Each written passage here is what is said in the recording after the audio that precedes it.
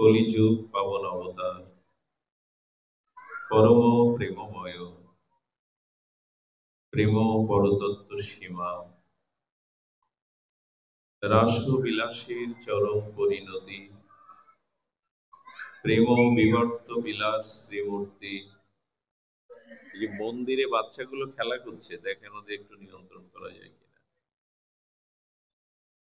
পরম করুণা ঘন প্রেম ঘন শ্রী বিগ্রহ শ্রী শ্রী নদিয়ানন্দ আনন্দ কন্দ শ্রী শ্রী গৌর নিত্যানন্দের অপর অনুকম্পায়, শ্রী শ্রী গান্ধার্বিকা গিরিধারীর অপর অনুকম্পায় মহিমায়,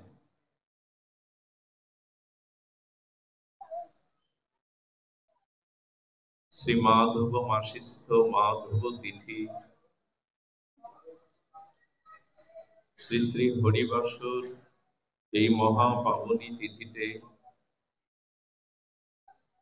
শ্রী শ্রী শীতলাবাড়ি মাতৃ মন্দিরে পারলৌকিক প্রয়াতা আত্মকল্যাণার্থে উত্তর পুরুষগণের ঐকান্তিক শুভ প্রচেষ্টায় মানুষে আজকের এই পরম ভক্তি যজ্ঞের সুধা কথা যজ্ঞের আয়োজন। এই পরম আয়োজনে এই মহামহেন্দ্র ক্ষণে, এই অমৃত ক্ষণে জীবন ধন জীবন সর্বস্ব প্রাতঃস্মরণীয় পরম বন্দনীয় সদ্গুরু শ্রী ভগবান শ্রী শিল গুরু মহারাজের রাতুল আতুল পাবন পদার বিন্দে পরার্ধ কোটি দণ্ডবত প্রণতি। সমাগত বৈষ্ণব কুল তিলক আচার্য বর্য ভক্তজন সুদীজন সন্তজন মহতজন জ্ঞানীজন শ্রদ্ধাশীলা ধর্মশীলা ধর্মমূর্তি দেবী মূর্তি মাতৃগণ সকল ভক্ত চরণে দিন অতি দিনের সশ্রদ্ধ দণ্ডবত প্রণতি। এই ধূপটা সরিয়ে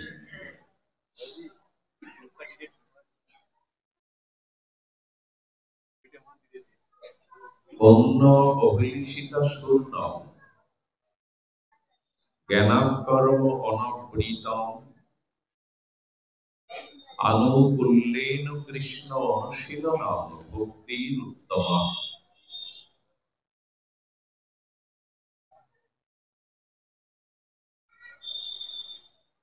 আমাদের জীবনে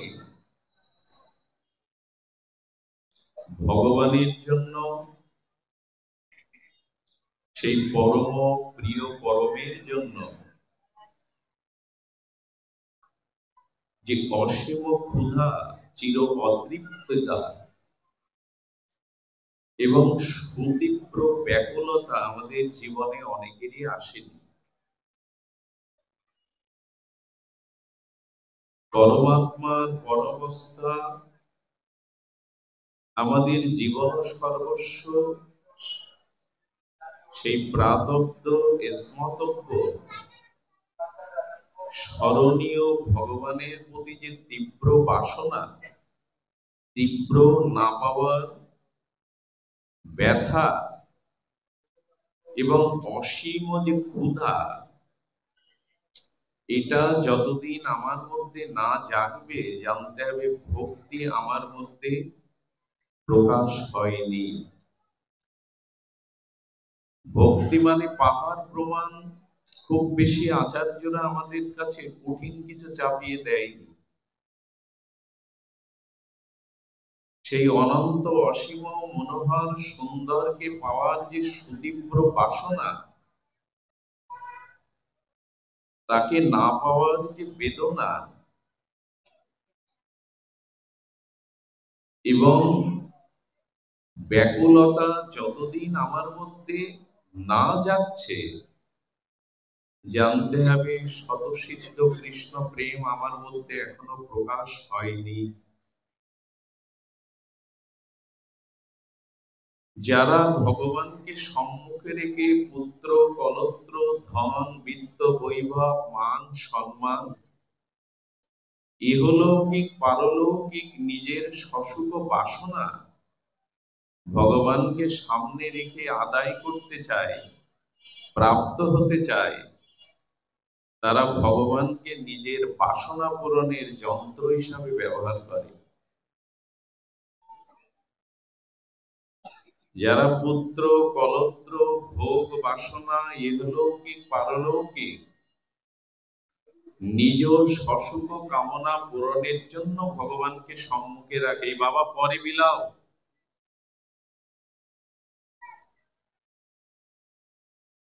তারা একরকম বাসনা নিয়ে কামনা নিয়ে নিজের সসুখ বাসনা পরিপূরণের উতগ্র বাসনা নিয়ে যারা ভগবানের সম্মুখে আসে,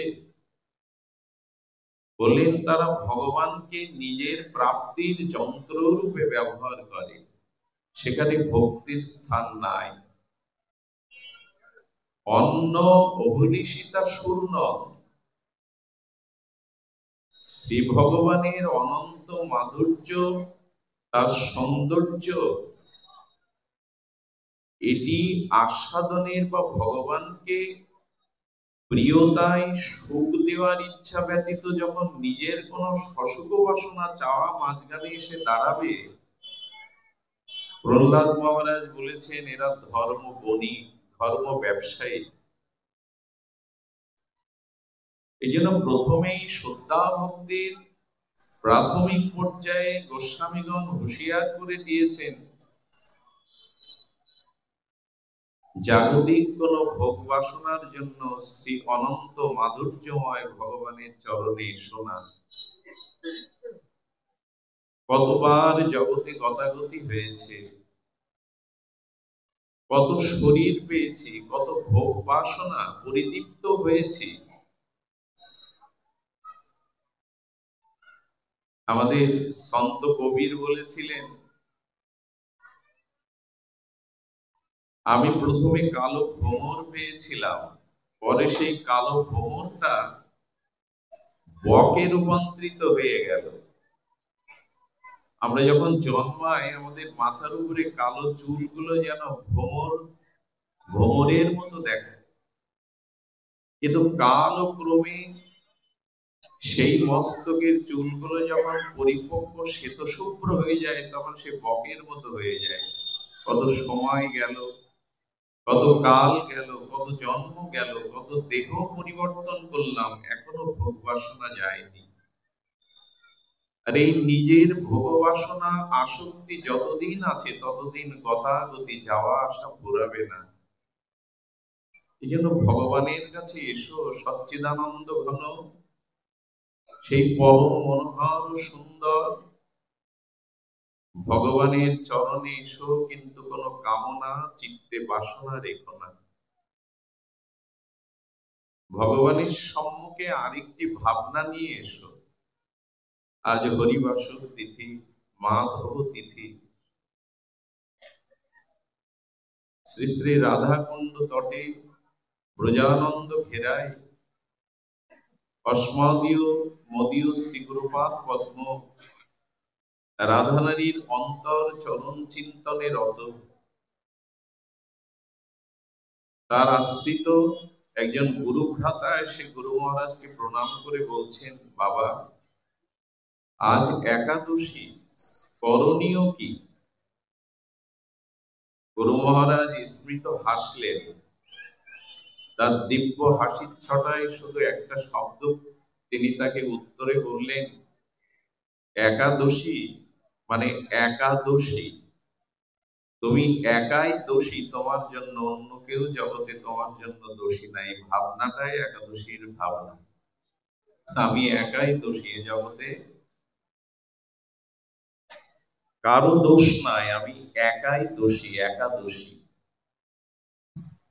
তো ভগবানের সামনে এরকম দৈন্য নিয়ে যান, আর তার কাছে সসুখ বাসনা, কোন উপাধি প্রাপ্তি, অনন্ত ভোগ বাসনা নিয়ে যাবেন না। তাহলে তীব্র বাসনা, তীব্র ক্ষুধা কোনোদিনই জাগবে না। পরমেশ্বরের প্রতি যে ঐকান্তিক অনির্বচনীয় একটা ঐক্য ভাব, তিনি আমার, এই যে অত্যন্ত গাঢ় মমতা, তিনি আমার, এটাই ভক্তি। ঈশ্বর পরাক্রম রতি, শ্রী ভগবানের প্রতি আমার যে একটা অনন্য গাঢ় মমতা, তিনি আমার, এটি ভক্তির সংজ্ঞা। তাকে আবদ্ধ করে নেওয়া, তাকে মমতায় আবদ্ধ করা, এটিকে আর হয় আমাদের? বহির্মুখ অনন্ত ভোগবাসনাময় আক্রান্ত চিত্ত, সেখানে চাওয়া পাওয়া ভোগ বাসনায় বিরাজ করে। এই জন্য ভক্তির প্রথম সূত্রই হলো, ইহকালে পরকালে তোমার কাছে কিছুই চাই না, একটি শুধু চাওয়া, যেন তোমায় সুখ দিতে পারি, প্রাণ ঢালা অনুরাগ পূর্ণ সেবা দিয়ে যাতে তোমায় সুখী করতে পারি, এইটুকু। আমরা একটু এই প্রসঙ্গ আনলাম এই জন্য, বাবা লাগবে না, সেটি হলো, আচ্ছা জলের তৃষ্ণা আছে? পানীয় শীতল জলের কি তৃষ্ণা আছে? কিন্তু জলেরও তৃষ্ণা পায়। জলের তৃষ্ণা আছে মানে এই অনন্ত কোটি জীব নিচয়ের সমস্ত বাসনা যিনি পূর্ণ করেন, তিনি সচ্চিদানন্দ ভগবান। অনন্ত জীব নিচয়ের সমগ্র বাসনাগুলো পূর্ণ করেন স্বয়ং ভগবান। ভগবানের একটি বিশেষণে এসেছে, তিনি আত্মকাম, পূর্ণকাম, সচ্চিদানন্দ পূর্ণ কৃষ্ণের স্বরূপ, তিনি আত্মকাম, তার কোনো নিজ বাসনা নাই, তিনি নিজেতেই নিজে রমণ করেন। আনন্দ অন্যখানে ভগবানের ধার করতে হয় না, কারণ তিনি পূর্ণতর। বেদ ভগবান বলেছেন, ওম পূর্ণমদং পূর্ণমিদং পূর্ণাৎ পূর্ণমুদাচ্যতে পূর্ণস্য পূর্ণমাদায় পূর্ণমেবাবশিষ্যতে, সর্বপরিপূর্ণতর। কিন্তু সেই অনন্ত চাওয়া পাওয়া, অনন্ত বাসনা পূর্ণ ভগবানেরই কি কোনো তৃষ্ণা আছে? অর্থাৎ জলের কি কোনো জল তো তৃষ্ণা মেটায়? ভগবান তো সকলের বাসনাকে পরিপূরণ করেন, সেই ভগবানের কোনো বাসনা আছে কি? অর্থাৎ জলের কোনো তৃষ্ণা আছে কি? আত্মকাম পুণ্যকাম সরল বিভু চৈতন্যময় ভগবানেরও কোনো তৃষ্ণা কি থাকে? বলে ভগবানেরও একটি তৃষ্ণা আছে, জলেরও তৃষ্ণা আছে। ভগবানের সেই তৃষ্ণাটি কি জানেন? ভক্ত হৃদয়ে বিশুদ্ধ ভক্তির বিন্দু কণাটুকু আস্বাদনের ইচ্ছা ভগবানের। শুদ্ধ ভক্ত হৃদয়ে তার চিত্তে যে ভক্তির বিন্দু উজ্জ্বল কণা, এইটুকু আস্বাদনের লোভ, তীব্র তৃষ্ণা ভগবানেরও আছে। আরে ভক্তি তো ভগবানের স্বরূপ ব্যক্তি, ভক্তি তো ভগবানের স্বরূপ লাদিনী শক্তি, তার বাসনা হবে কেন? ভক্ত হৃদয়ের কণা বিন্দু প্রেমের জন্য। বল ওই বাসনাটা গোবিন্দেরও আছে। নিষ্কিঞ্চন শুদ্ধ সরল হৃদয়ে ভক্তের ভক্তি কণা বা বিন্দুকে আস্বাদনের জন্য ভগবান বড় ব্যাকুল হয়ে যান। এই জন্য রাধিকার প্রেমে আমায় করে উন্মত্ত। গোবিন্দ স্বাভিমান নিয়ে বলছে, রাধার যে প্রেম, রাধিকার প্রেম আমায় উন্মত্ত করে দেয়। ভগবানের তৃষ্ণা কতটুকু দেখুন। বিশ্ব ব্রহ্মাণ্ডের অনন্ত জীবকে যিনি ত্রিগুণময়ী মায়ার দ্বারা নাচাচ্ছেন, সেই গোবিন্দ ব্রজ গোপিকাদের কাছে একটা তাদের হাতের নাড়ু পাওয়ার জন্য তারা যেভাবে বলছে সেইভাবে নাচছে। ভাগ্যবতী ব্রজ গোপিকাদের দুয়ারে একটু নাড়ু আস্বাদনের জন্য অনন্ত বিশ্ব ব্রহ্মাণ্ডের কুলমালিক অনন্ত জীবকুলকে যিনি ত্রিগুণময়ী বহিরঙ্গা মায়া দিয়ে নাচাচ্ছেন, তিনিই নৃত্য করছেন। রাধিকার প্রেমে আমায় করায় উন্মত্ত বলে রাধারানীকে টানছ কেন তাড়াতাড়ি? বলে টানছি এই জন্য যে ভগবানেরও শুদ্ধ ভক্তের হৃদয়ে শুদ্ধ ভক্তির জন্য উন্মত্ত করে দেয়, পাগল পারা করে দেয়। তুলসী বিন্দাসকে আসছে, শ্রীমতী বিষভানুনন্দিনী প্রেমময়ী রাধারানী বললেন, তুলসী বৃন্দা কোথা থেকে আসছো? রাধা কুণ্ড তীর হতে। তো রাধা কুণ্ডের তীরে শ্যামসুন্দরকে দেখেছো? হ্যাঁ দেখেছি। শ্যামসুন্দর এখন নিত্য কলা বিদ্যা শিক্ষা করছেন। 64 নিত্য কলা বিদ্যার যিনি নটরাজ, সেই গোবিন্দ রাধা কুণ্ডে নিত্য শিক্ষা করছেন। রাধারানী বৃন্দাকে বলছেন, তো তার নিত্য গুরুকে, তাকে নিত্য কলা বিদ্যা কে শেখাচ্ছে? বললো তুমি তো। আমি এখানে, ওখানে শ্যামসুন্দরকে কে নিত্য কলা শেখাচ্ছে? বললো গোবিন্দ তার প্রেম স্ফূর্তিতে রাধা কুণ্ডের প্রতিটি বৃক্ষে প্রতিটি স্থানে তোমায় দর্শন করছেন, আর তোমার প্রেম মূরতি দেখে গোবিন্দ তোমায় দেখে দেখে নৃত্য করছেন। তুমিই তো তার প্রেমের গুরু, তোমাকে সম্মুখ রেখেই তিনি প্রেমে উন্মত্ত নিত্য বিদ্যায় রত। সাক্ষাৎ দেখেননি, কিন্তু স্ফূর্তিতে দেখে গোবিন্দ নৃত্য করছে। এই জন্য আপ্তকাম পুণ্যকাম সরাট বিভু ভগবানকে উন্মত্ত করে দেয়। রাধিকার প্রেমে আমায় করায় উন্মত্ত। স্বয়ং ভগবানের তৃষ্ণা জাগে আপনার আমার হৃদয়ের যে বিশুদ্ধ কেবলা নিষ্কাম প্রীতি ভক্তির বিন্দু আস্বাদনের জন্য ছুটে আসেন তিনি, ছুটে বেড়ান তিনি ওইটুকু প্রেমের জন্য। এই জন্য ভগবানের প্রতি আমাদের যে ব্যাকুলতা, একটা বাসনা, তীব্র বাসনা, তাকে সুখী করার, তাকে আনন্দ দেওয়ার, এটুকুই ভক্তি মার্গে আমাদের বিশেষ প্রয়োজন। কিন্তু আমরা এই স্তরে প্রায়শ যেতে পারি না, কারণ একটা অভিশাপ নিয়ে আমাদের জন্ম। প্রতিটি জীব, প্রতিটি মানুষ একটা অভিশাপ মাথায় নিয়ে জন্মেছে। খুব ধ্যান দিয়ে শুনুন।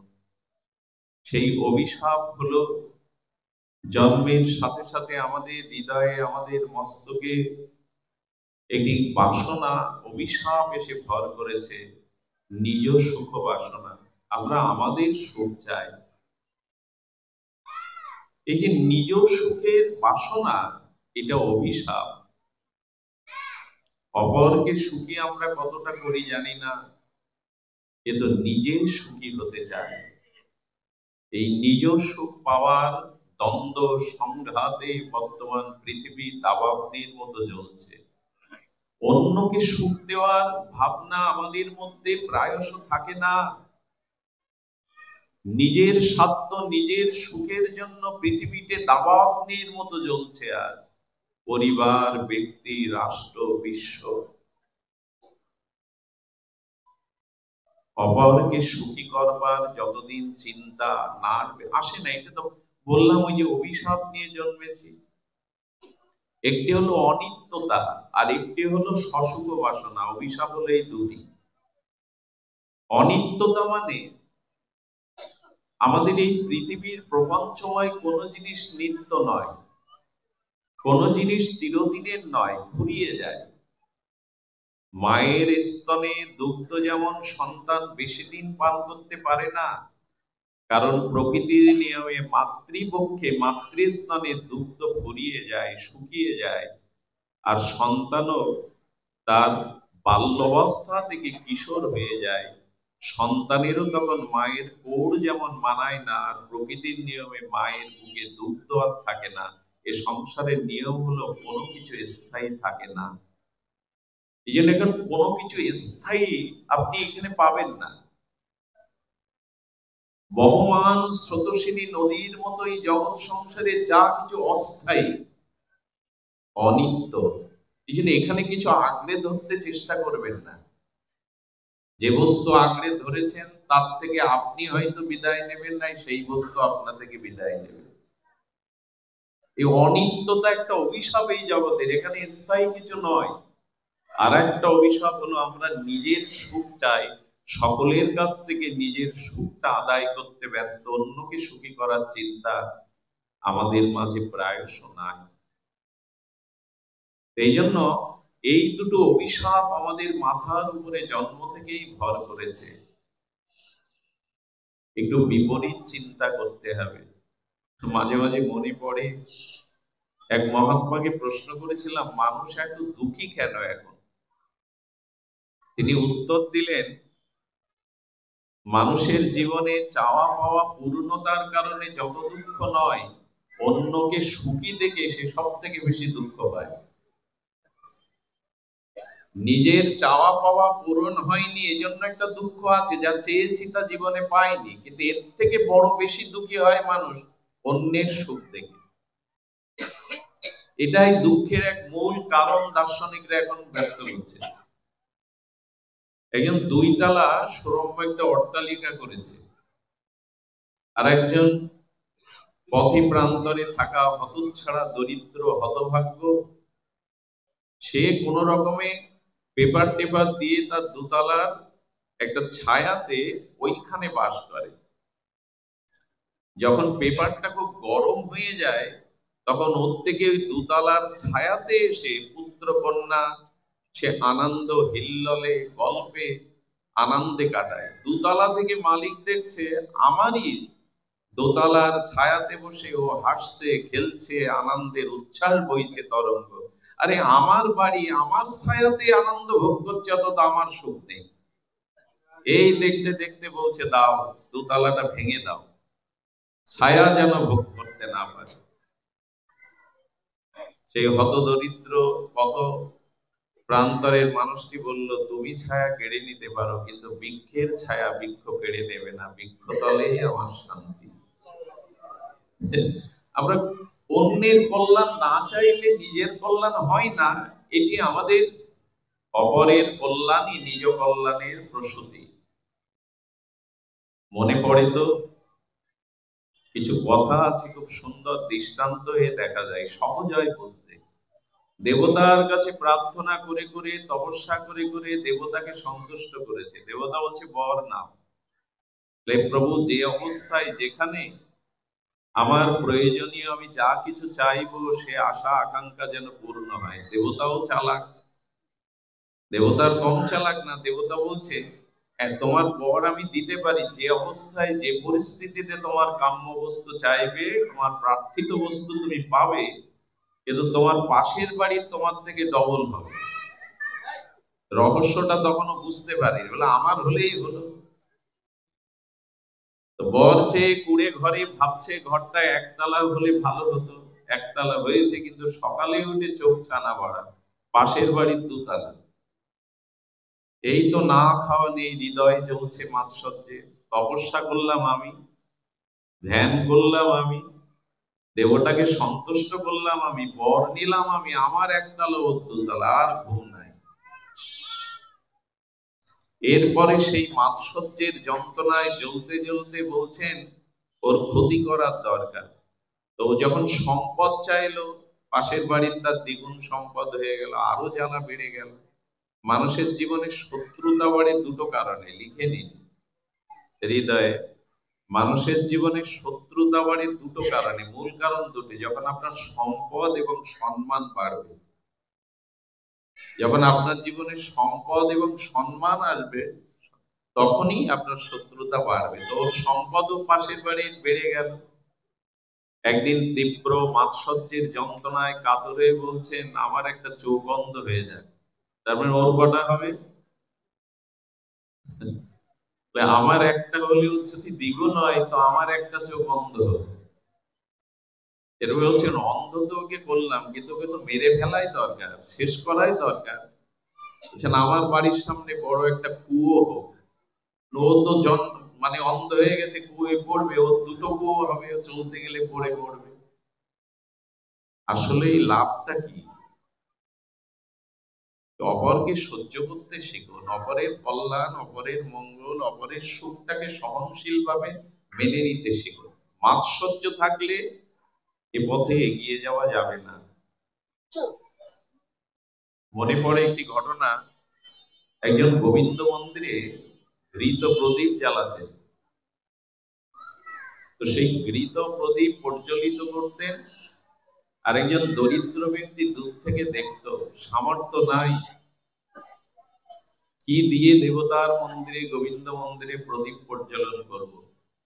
কিন্তু তার বাড়িটা যেখানে, ওখানে একটা ড্রেন করা ছিল, অন্ধকার জায়গা, লোক যেতে গিয়ে পড়ে যেত, বৃদ্ধ মানুষ, বাচ্চারা।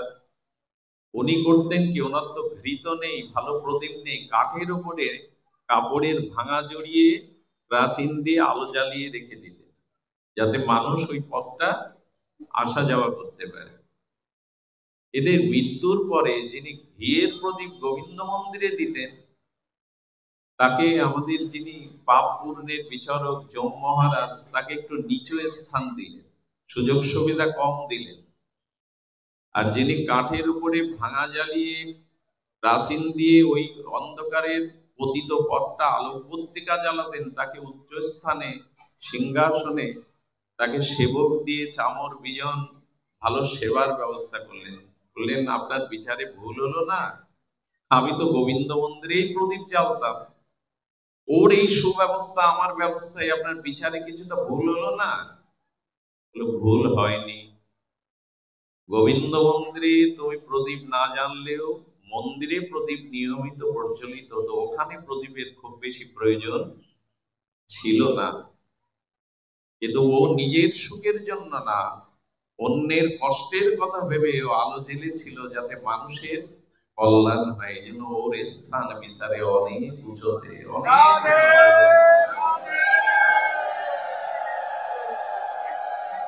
আমাদের সনাতন ধর্ম পরমত সহিষ্ণু। পৃথিবীর ইতিহাসে সনাতনীরা, সনাতন ধর্ম পরমতকে, পৃথিবীর এমন কোন ধর্ম নাই যে পরমতকে তারা এতটা মান্যতা দেয়। এই জন্য আমাদের উচিত হলো আমাদের চলার পথটা মসৃণ করা। ভক্তি অনেক উপরের জিনিস, কিন্তু প্রাথমিকতা হলো আমাদের মনুষ্যত্বটা, মানবতাটা, পরহিত চিন্তাটা আগে আসা। সেটা অন্যের কল্যাণের চিন্তা না এলে এ পথে চলা যাবে না। এই জন্য শাস্ত্র বলেছেন যে আগে ক্ষুদ্র ক্ষুদ্র এই স্বার্থ ত্যাগ করতে শেখো, কামনা বাসনা ত্যাগ করতে শেখো, নিজের সুখের বাসনাটা জলাঞ্জলি দাও। যদি তা দিতে পারো তখন কি হবে, তখনই তুমি ভক্তি পথের অধিকারী হবে। দেখুন, ভাগবত সঙ্গ করলে তিনটি জিনিস বা তিনটি বল, তিনটি শক্তি আমরা পেয়ে যাই। ধ্যান দিয়ে শুনুন। যখনই আমরা সৎসঙ্গ করি, ভাগবত সঙ্গে আসি, তখনই আমাদের তিনটি প্রাপ্তি আসে, তিনটি বল আসে। শ্রোতাদের আসে শ্রদ্ধা বল। এখানে অনেক মানুষ আছেন, আমি তাদের চরণের যোগ্য না, তাদের চরণের ধুলিরও যোগ্য না, কিন্তু কতটা শ্রদ্ধাশীল হয়ে, কত জ্ঞানী গুণী সজ্জন আপনারা নিচে বসে শ্রদ্ধার সহিত শুনছেন। শ্রদ্ধা কাকে বলে জানেন? একজন কথা বলছে আর আমি ঘন্টার পর ঘন্টা নীরবে সেই কথা শুনছি, এই যে আনুগত্যটা, এটা, এই বলটা একমাত্র ভাগবতে এলে, সৎসঙ্গে এলে পাওয়া যায়। শ্রদ্ধাটা উপচয় হয়। এখানে ক্ষুধা তৃষ্ণার কথা, গৃহের কথা, আপনজনের কথা, বিনোদনের কথা ভুলে একজনের কথা শুনছেন নিচে বসে, এই শ্রদ্ধা বোধটা বিশ্ববিদ্যালয়ে পাবেন না, কোনো শিক্ষাঙ্গনে পাবেন না, একমাত্র ভাগবত সঙ্গেই পাওয়া যায়। আর শ্রদ্ধা না হলে তো এগোনো যাবে না।